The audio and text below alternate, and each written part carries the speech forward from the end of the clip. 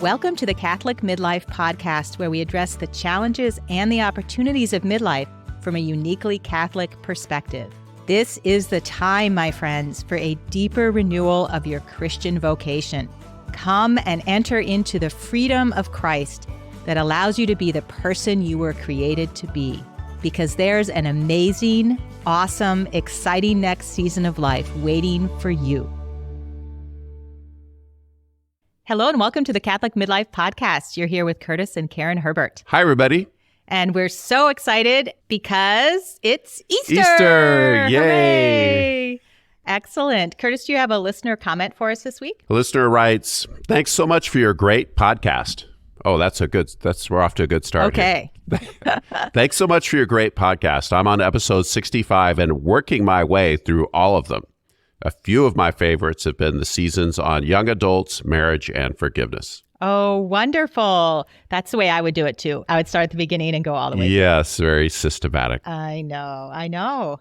So happy Easter, Curtis. What does Easter mean to you? Or Easter. A Well, few of the things. Catholics were so into Lent. People talk about, what are you doing for Lent? And they're a small group. Oh, what are you doing for Lent? Here's what I'm doing. Everybody is really into it. And then with Easter, it's kind of like, yeah.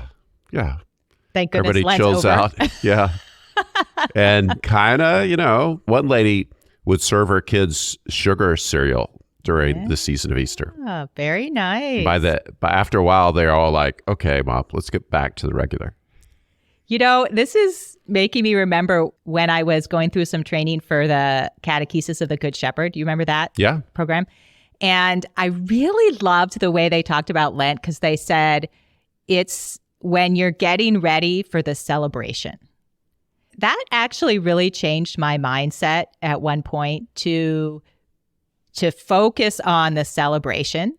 And the Lent is like the preparation for the celebration, but it still keeps the focus on this amazing reality that we're celebrating. It's more like hurry up and clean the house because the guests are coming over. Yeah. Yeah. And it's a lot more fun to clean your house when the guests are coming over. Yes. It's much more motivating. And you're so happy that you did.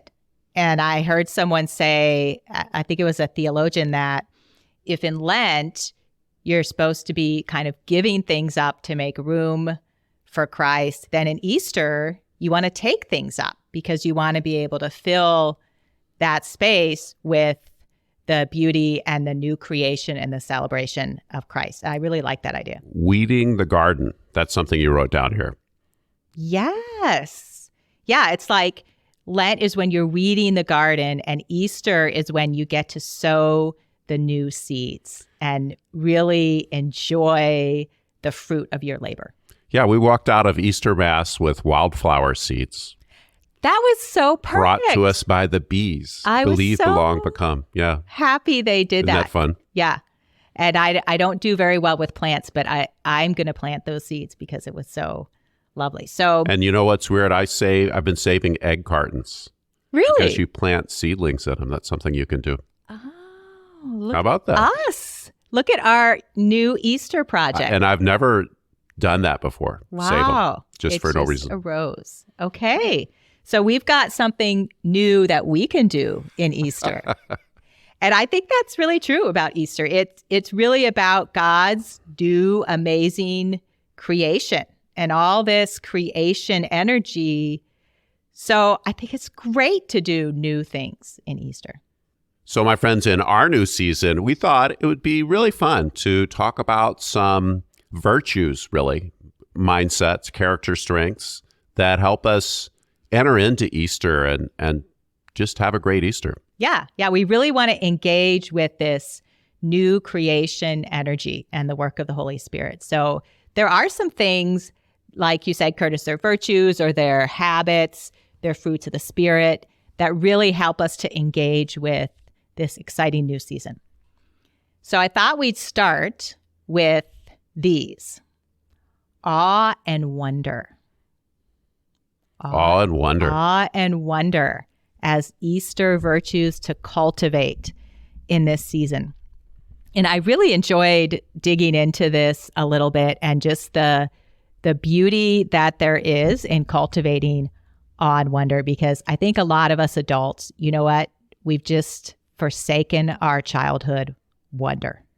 It's true. And what's coming out of this for me is it's an important virtue for Christians, important virtue for adults, for development of the mind, and frankly, for just getting ourselves out of ourselves. Right. And I'm looking at a quote you highlighted. It's by Jonathan Haidt.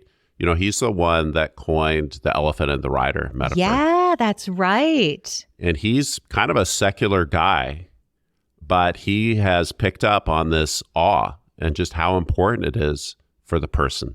Yeah. Yeah. So he says that awe is this feeling of being in the presence of something vast. It's something vast that transcends your current understanding of the world. I'm really struck how this secular guy is zeroing in on awe and its importance. So I'm just going to repeat this. I take him pretty seriously. So awe is the feeling of being in the presence of something vast that transcends your current understanding of the world. It's a human experience. It is. And one thing I'm coming to appreciate about the virtues is, you know, a lot of times we think, oh, well, I have to overcome myself and my humanity to practice these, you know, really supernatural virtues. But the virtues are really, they're about leaning into things that are very human and appreciating how important they are for human beings to engage with this aspect of ourselves. Well, often it's like connecting with your humanity, connecting in an appropriate way. It's like the elephant and the rider. We're trying to reach into our humanity and kind of corral it and put it to work for us so we can be fully human and be prepared to participate in the new creation as fully human people. And cultivating awe, boy, that fits in this category. It really does. Kind of like just sitting before something that's really mysterious and unknown, that we don't understand, that we don't control, and yet is very deep and layered and meaningful and something to explore. Something to explore. And like you said, Curtis, it really does get us out of our self-focused status quo mindset where, you know, we're focused on all the to-dos and all the threats and all the things that could go wrong, so that we can really connect with something bigger than us. Moving out of your vigilant state into a broader appreciation of what's going on. Exactly. And I've got some neuroscience to throw at you, but I'll wait. Okay. Well, I thought maybe the listener could, if you haven't already, listener, just consider when you have experienced awe, when you've encountered that vast mystery of something that just transcends your understanding and your experience. And I'm thinking, actually, Curtis, what was that movie? Oh, I can't remember what it was called, but it's like there were these indigenous people, and it was a comedy. It's like from the 80s when they would do stuff like this. But the indigenous people, and then there was an airplane and it dropped like a Coke bottle or something. Yeah, the gods must be crazy. The gods must be crazy. And I don't remember the movie very well, but I just remember the way that was portrayed. You know, like here's a sense of some people who are experiencing this awe and wonder at something mysterious.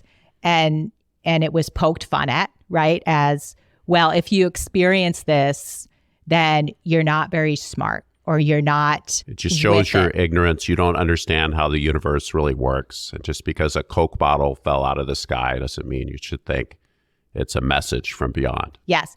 And I think that this kind of mentality has really just weaseled its way into our Western American thought process, that somehow to have this experience means that we're not sophisticated or we're not mature.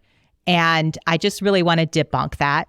Well, it's a culture that's worshiping what? Instant gratification, short-term pleasure, money, achievement, success, getting ahead, getting left credentials. Brain, intellectual sophistication. Yes. Oh, right. I'm so sophisticated. Yeah. Awe and wonder is really this this step back, take it in, right brain activity. Takes a little humility, maybe. It does. That's a really recognize, oh, there's something bigger than me. Yeah. Yeah. So one thing that Jonathan Haidt did is he worked with this other guy, Keltner, and they asked this question, well, what the kinds of things cause people to experience awe? And it's hard to sort of do this in a strict scientific sense, but they did a lot of research gathering stories from people all over the world, like 20 different languages, and they pulled out what the most common things are that move people to experience awe. And they called them the 8 wonders of life. Oh, this is intriguing. Okay, so like what? Well, what I just loved was the most common experience that gives rise to awe is witnessing other people's courage or strength or kindness or watching them overcome some big obstacle. That's awe. It's so curious that that's such a universal kind of experience. It's so interesting. And when I read that, I immediately thought of 2 or 3 stories that I've heard in my life that so deeply moved me that I remember hearing them. And for like a week, I was just pondering them and I was amazed. And I was saying, I can't believe this story. Oh, okay. You got to share that. Well, this is intriguing. Well, one of them was recent, like in the last couple of years. It was some reporter, I can't remember what group he was with, who was reporting in the Ukraine, and his car was hit by a bomb and he was dreadfully injured. And it was some amazing story of how he was lying on the side of the road and he could have just given up and died. And then he had this sort of vision of one of his daughters who was saying to him, Daddy, you need to get up. You need to get up and crawl to the road. You need to crawl to the road. And he was not with it, but somehow he superhumanly was able to get himself close to the road so somebody coming by could see him and pick him up. And then it was this like 2-year-long painful, extreme recovery process. But he responded to that image and he was like, I am not going to die. And I just was listening to his whole story, and I was, as this indicates, I was amazed by the courage and the strength and the overcoming. I remember you showed that to me, and it was remarkable. There are a few stories in my life that I just were deeply inspiring and amazing to me. When you think of examples, you can think of Teresa of Calcutta, right? And yeah. People can look at her and see what she did. And I think of the very earliest days when she was about to get kicked out, but the local police went in and just, they came out and said, we're not kicking these people out because he's talking to the crowd, because they're doing what you're afraid to do, what you're not willing to do. Wow. And we know her and her sister's track record, and we're amazed. We're kind of unified when we look at that and say, okay, wow, that's telling us something. Yeah. Yeah, this is really helping me to understand the drive to appreciate a model of holiness and like just this human reality of how inspiring it is to witness someone else's beauty and strength. Karen, what else makes people experience awe? Well, there's kind of the things we might normally think of, right? Like nature, being in nature and just seeing That's the first thing that comes to my mind. Yeah, yeah. These amazing realities of nature. Music. So getting lost in the symphony and just taking in that experience can produce visual design. You know, like if you go to the 7 wonders of the world, or you experience a particularly, moving type of art, that can inspire people to awe as well. Karen, I remember I was actually in graduate school, but I was taking an undergraduate class. I was taking a lot of biology.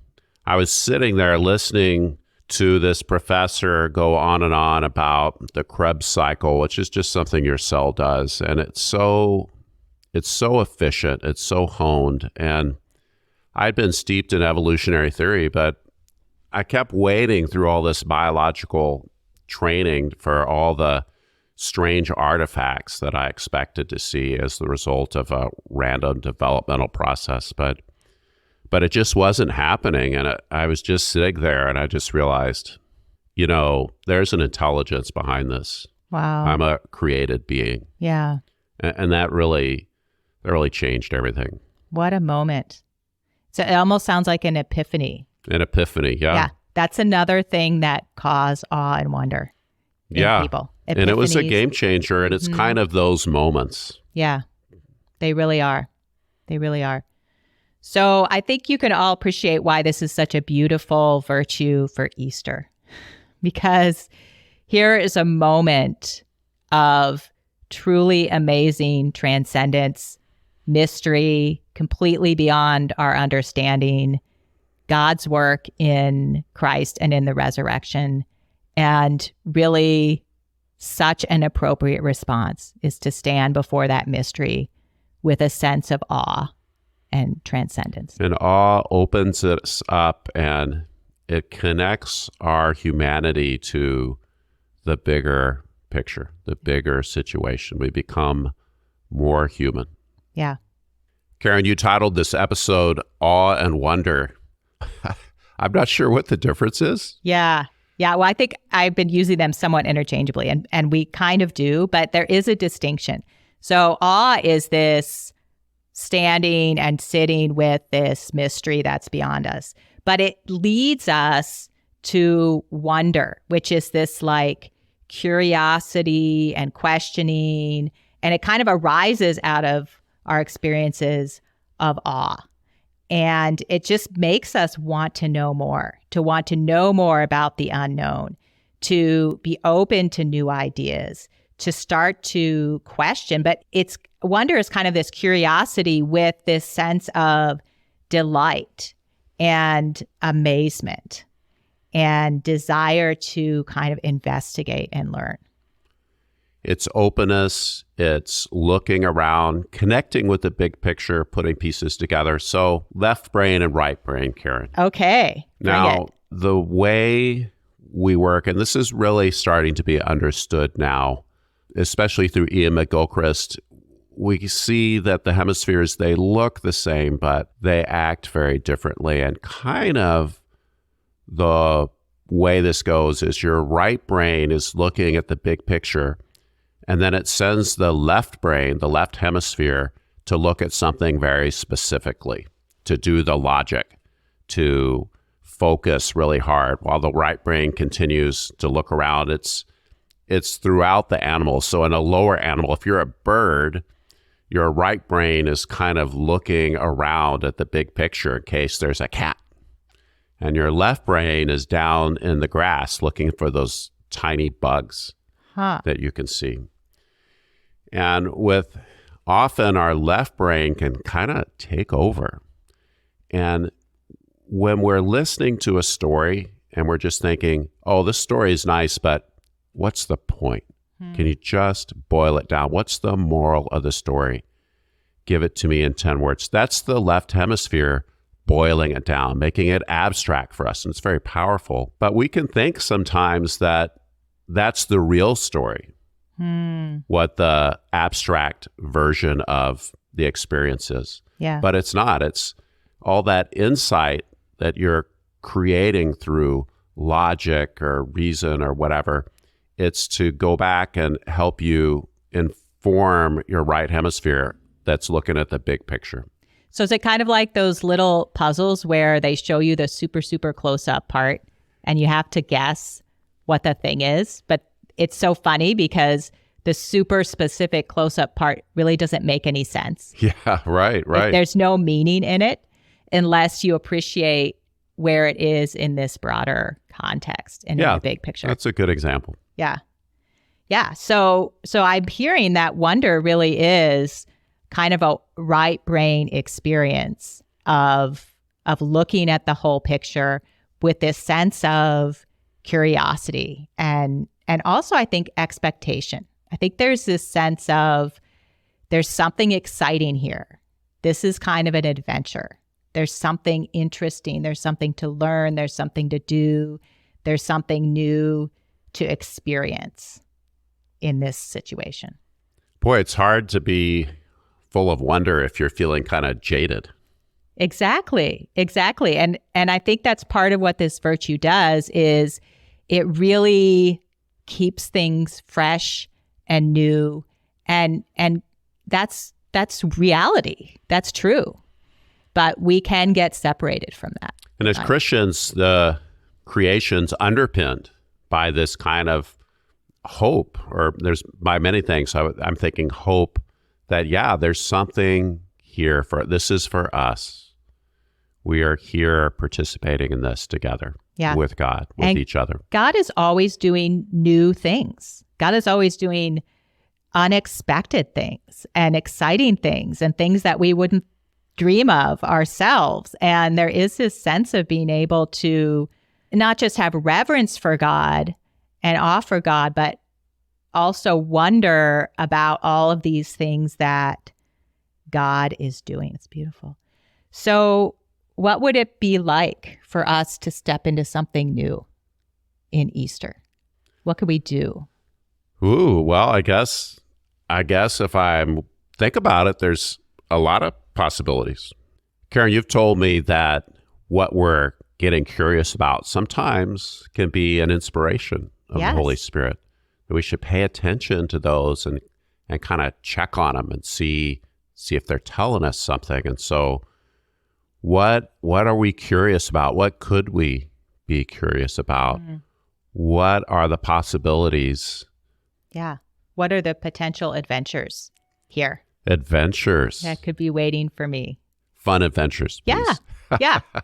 I'm almost getting this image of we've done this work in Lent. So opening ourselves and asking God to plant the little seeds and to ask God, well, where are the little seeds that you're planting that I could water because something new could be here? So paying attention in a new way to what's getting our attention, what's creating curiosity. We can decide to look for wonders around us. Decide to look. We can say, you know what? I've been in the old. I've been in the complacency. I've been focused on all my problems. Maybe I'm starting to get a little cynical or pessimistic about something. So can I let go of that and let God plant something new there? What do I need to let go of? Yeah. That's preventing me from looking around with some wonder and awe. Yeah. And it might take a little risk to get out of our comfort zone. It might. And try something new. So that would be another question. What's something new you've been wanting to do for a while? Because this is a great time to do it. It's Easter. It's time to plant those seeds, right? Yes. So what could we do? And part of our Christian walk, it's very exciting. It's developing the human person. It's being perfected, like the acorn becoming the oak tree. What are the possibilities for us? Awesome. Well, I think we should leave our listeners with that because I know that God has wonderful possibilities for each of us. That's really beautiful, Karen. Thanks, everybody. We will see you next week.